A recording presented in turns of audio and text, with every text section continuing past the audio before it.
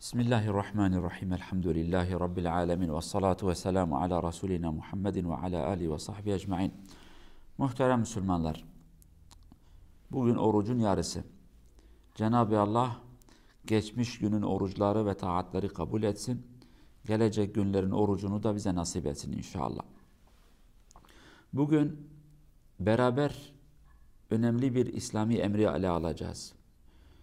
Dedik ya, İslamiyet geçen hafta sohbetimizde, İslamiyet insanlara yön veren, insanların sıkıntısını dinleyip de gidermeye çalışan, insanlara yol gösteren bir din. İnsanların derdine derman olmuştur. O ilaçlardan birisi, o nasihatlerden birisi, o güzel kanunlardan birisi şu iki cümledir. İn câekum fâsikum binebe'in fetebeyyenu. Hucurat suresinin bir ayetinin bir bölümüdür bu. Yani bir insan size bir haberi getirdiği zaman araştırın, soruşturun, emin olun bu haber doğru mu değil mi? Ne önemli bir kanun. 2-3 kelime. İn câekum fâsikum binebe'in fetebeyyenu. O kadar. Biri bir haber getirdiği zaman emin olun. Araştırın, doğru mu yanlış mı? Bugün tabi eskiden beri biz beşeriz, insanız. Bazen yanlış yaparız. Bu hataya düşeriz. Ayetin bizi uyardığı noktayı bazen ihmal eder ve o hataya düşeriz. Fakat Yüce Allah Kur'an-ı Kerim'de hep nasihat niyetiyle, uyarma niyetiyle unutmamaya davet eder bizi. Birbirlerinize hatırlatın, dikkatli olun, uyanık olun. Bilin ki burada büyük bir tehlike vardır. Siz bir haberi işittiğiniz zaman araştırmadan, emin olmadan neyin ne olduğunu, gerçek yüzü ne olduğunu, hangi niyetle, hangi amaçla, aslın ve gerçeğin ne olduğunu bilmeden siz bu meseleyi söyleseniz, davransanız, uygulamalı olarak bir şey yaparsanız o zaman pişman olursunuz. فَتُصْبِحُ عَلَى مَا فَعَلْتُمْ نَادِمِينَ. Allah diyor ki yaptığınıza pişman olursunuz bu sefer. Düşünün bakayım, yanlış bir haberden dolayı emin olmadan bir erkek hanımını bıraksa veyahut da bir hanım eşinden şikayetçi oldu, babasının evine gitti, mahkemeye gitti, yuvanı bozdu. Düşünün bakayım ne kadar büyük bir tehlike. Veyahut da Allah korusun bir haberden dolayı bir insanın namusu kirlendi. Millet arasında bu insanın iffeti yoktur, bayan veya da erkek. Ne kadar tehlikeli bir şey. İster 1 sene sonra, 5 sene sonra, aynı saatte, yarım saat sonra, yok efendim öyle değildi. Olan oldu bir kere.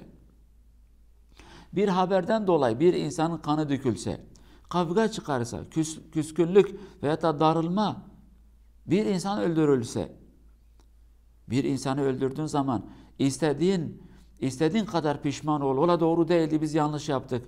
Bu adam bir daha dünyaya gelemez. Bitti. Ondan dolayı Cenab-ı Allah insanları uyarır. Dikkatli olun diyor. Ey kullarım, şeytanın tuzaklarına düşmeyin. Nefsinize esir düşmeyin. Akıllı olun, uyanık olun. Aklınız başınızda olsun. Sürekli temkinli davranın. Bir haberi işittiğiniz zaman efendim hemen meydana koşup da şöyle bir şey olmuş. Hele bu son zamanlarda, bu zamanlardaki internet alemi, bilgisayar alemi, teknolojinin ilerlediği alem, bir insanın kafasını kesiyor internet aleminde, başka bir insanın vücuduna yapıştırır, bu adam sanki o adammış gibi. Adamı kötü bir yerde gösterir, kötü bir vaziyette gösterir veyahut da insanların konuşması bile. Adam yani o kadar teknoloji ilerlemiş ki artık insanların konuşmaları, o şifreleri, frankasları bir şekilde çözüyorlar.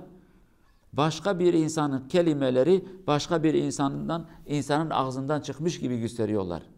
Ve biz araştırmadan, kulak vermeden, emin olmadan, evet internette çıktı, haberlerde çıktı, gazetede çıkmıştı, bu lafı götürüp de anlatsak, bu sefer yalan çıkarsa o zaman büyük bir günaha girmiş olur. Kim bilir, belki bir yuva yıkmış oluruz, belki kavgaya neden olduk, belki bir iftiraya neden olduk, belki bir insanın hayatına sebep olduk. Ve buna benzer büyük şeyler de vardır. Çok tehlikeli olan bir durum. Yüce Allah bizi uyarmış. Buna dikkat edelim. Bazen bir insan bir haber getirir, ondan sonra biz de o haber üzerinde bir şey inşa ederiz, ondan sonra yanlış bir şey yaparız. Hayır, Allah'ın emri araştır. Evet, bu haber doğru mu yanlış mı? Haber doğru olduktan sonra evet bu adam oradaymış. Tamam. Bu sefer sen oradaydın da orada ne yapıyordun? Onu bir araştır bakayım. Gerçekten o niyetle mi oraya gitmiştin? Yani mesela oruçta bazı insanlar oruçsuz dışarıda görülür. Her ne kadar kişi oruç tutmasa bile edep, din, ahlak, Allah'a saygı şunu emreder. Dışarıda o iftar olduğunuzu göstermeyin. Şöyle yanlış bir düşünce de var. Allah'ın bildiği insanlardan niye saklarız? Bu yanlış bir düşüncedir. Allah zaten bilir, her şeyini bilir Cenab-ı Allah. Fakat Allah'a bir değer veriyorsan kullar arasında Allah'a karşı saygısızlık yapma. Sen tek başına bir yanlışı yaparsan Yüce Allah affeder seni.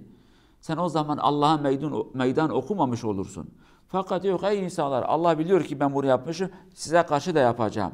Hem kötüye teşvik, hem cesaret, hem Allah'a karşı saygısızlık. Diyelim ki bir insan dışarıda oruçsuz bir şekilde görüldü. İslam bize neyi söyler? Bu haberi direktmen gidip de söylemeyin. Eğer gidip de söylesek bu adam oruç tutmadı ha. Peki bu lafı işiten bir insan eğer araştırmasa bu adam gerçekten fıtar mıydı? Yani oruç tutmamış mıydı yoksa tutmuştu? Araştırdık, evet, dışarıda adamı elinde su bardağıyla gören vardı. Evet, bu sefer bir araştırma daha yapacağız. Ya bu insan niye böyle yaptı? Belki hastadır bu adam. Belki doktora gitmiş, doktor diyor ki böbreklerin iflas etmek üzere, yaşlanmışsın. Böbrekler zayıf olmuş, günler uzun, havalar sıcak, az su içmişsin, su içmen lazım. Orucunu kışın kaza edebilirsin, günlerin kısa olduğu vakitte. Bu adam da artık zavallı, böbrekler iflas etmek üzere, diyalize girmeden önce mecbur diyor ki bir kendimi kurtarayım. Ve de bu adam belki yolcudur, bir yere gitmiştir. Dolayısıyla bu meseleleri dikkat etmemiz lazım. Karı koca aynı o şekilde biri bir haberi getirir ve de bazen başka insanlar onların telefonlarına mesaj gönderirler. Bu sefer şöyle bir hastalıkla olmuş, erkek hanımın telefonuna bakar, kim mesaj göndermiş, hanım eşinin telefonuna bakar, artık bu çıkmış yani. Niye efendim şifre var, niye şifre yok, niye şunu yapmışsın? Bunlar yanlış olan bir şey. Yani imanlı olan bir erkek, bir hanım birbirlerine şüpheye düşmemeleri lazım. Yani eşim eğer imanlı bir eş ise, ben de imanlı bir insan isem, ben niye ikide bir eşimde şüpheleneceğim? Yazıktır bir kere, ayıptır, haramdır. Müslüman insanların namusu korunacaktır. Bizim için her insan namusludur. Şereflidir, haysiyetlidir. Ta bir ispat çıkana kadar bu insan hata yapmış. Yok efendim eşler arasında bu güvensizlik çıktığı zaman bu sefer huzursuzluk olur. Bu güvensizlik de imansızlıktan veya da imanın zayıf olmasından. Allah'tan korkmuyorlar, yanlış yapıyorlar ve sürekli sanki bir fırsat geçerse bu yapar, fırsat geçerse bu yapar. Buna benzer bu sefer aileler bu vesveseyle ve araştırmadan söylenen haberlere dayanarak birbirlerinin yuvalarını yıkıyorlar. Değerli cemaat, Cenab-ı Allah bize akıl ve fikir versin ve bu kanunu hayatımıza yerleştirsin. Bizi bu kanuna kulak veren ve güzel bir şekilde tatbik eden insanlardan eylesin. Cenab-ı Allah bizi yanlış haberi işitip de yanlış davranan insanlardan eylemesin. Bizi onlardan muhafaza etsin. Allah'ın rahmeti ve bereketi cümlemizin üzerinde olsun. Allah'a emanet olun. Vesselamu aleyküm ve rahmetullahi ve berekatuhu.